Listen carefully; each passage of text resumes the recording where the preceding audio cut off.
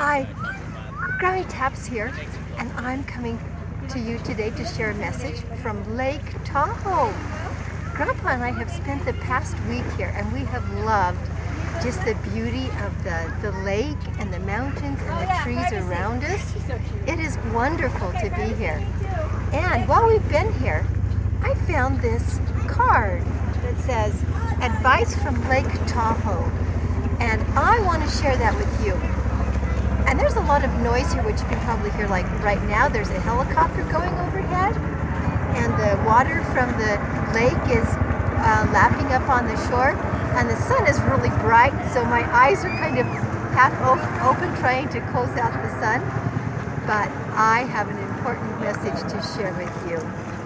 First of all, what do we learn from the lake? What advice does it give us? First, be clear. Now, if you look at this water, Grandpa, can you show them the water?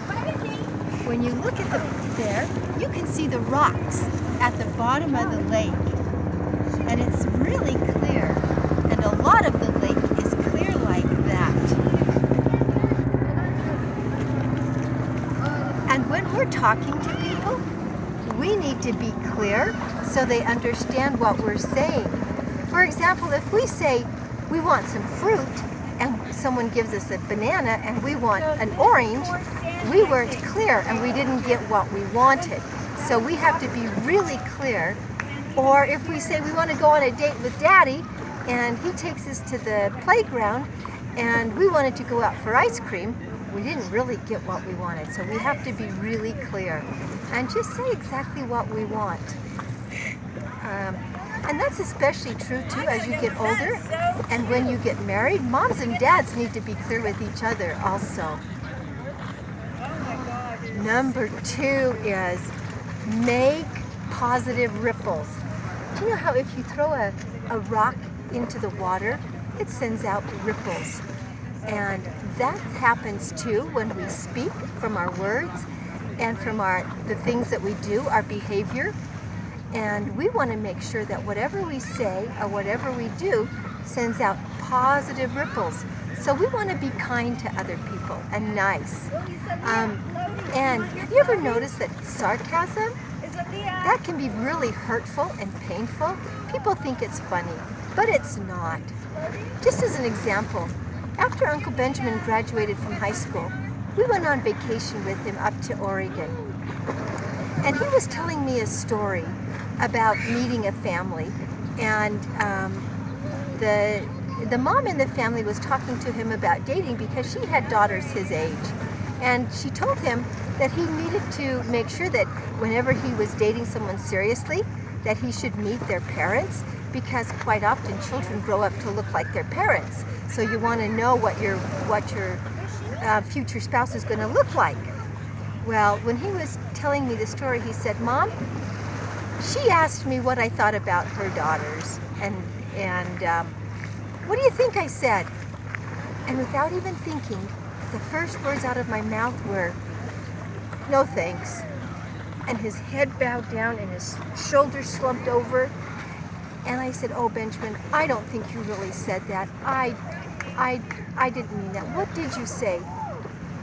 And his head came up and he said, "I said, well, in that case, I would be honored to date one of your daughters." I said, "Benjamin, that is such an excellent response." And I patted him on the shoulder, and his shoulders came back, and his head, he was standing up straight. So when we compliment someone, that's always better than using sarcasm or criticism.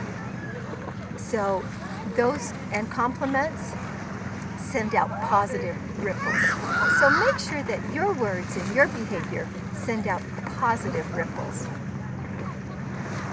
Number 3, look beneath the surface. Grandpa, can you show them the water again? If we just look at the lake, we can, see water out. But when we look beneath the surface, we see some rocks down there.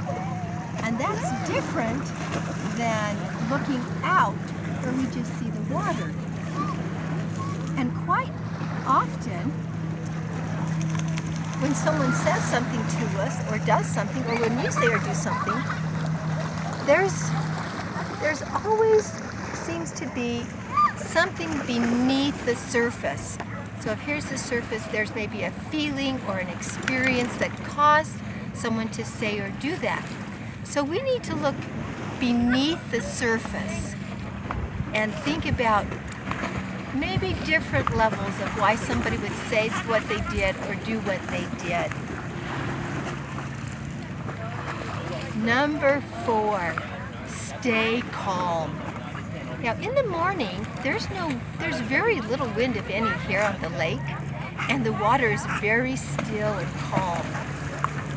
And then in the afternoon, the wind starts coming in and it starts making waves.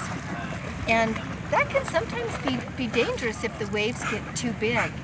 But when the water's calm, it's easy to swim in, it's easy to float in. And so in life sometimes, we might be afraid of things.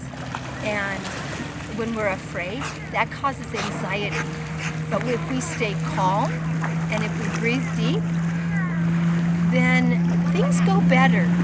So remember, something else we can learn from the lake is to stay calm. Number 5, shore up friendships. As we look around here, this lake is surrounded by mountains, and there's sand along some of the lake, and on other parts it's rocks and trees, but it's been shored up to protect it.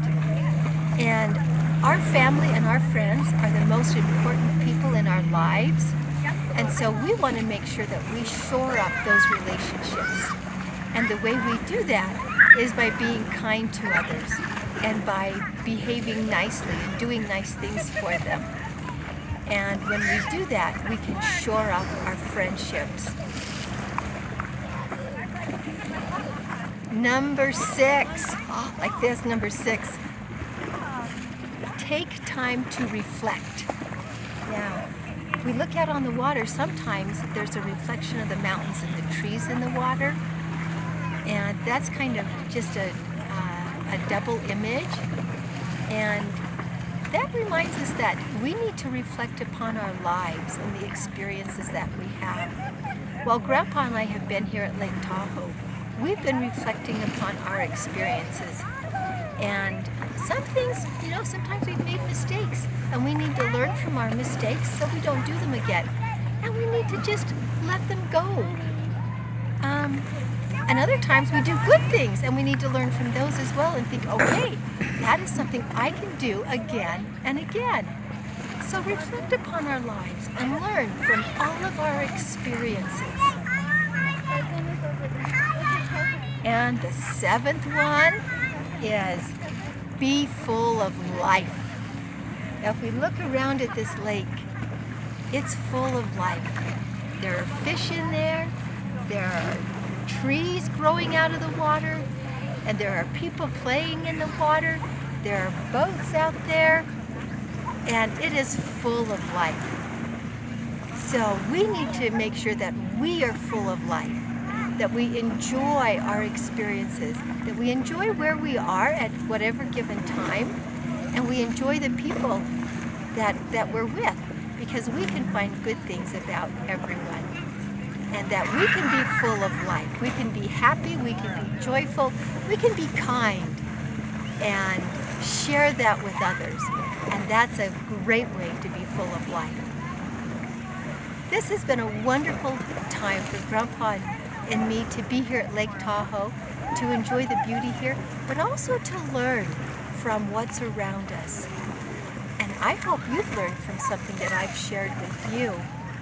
I want you to know that you add value to my life. You are precious to me.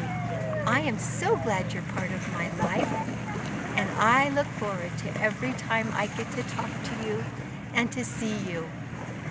So, until next time, this is Grammy TAPS, signing off from Lake Tahoe, beautiful Lake Tahoe. Bye.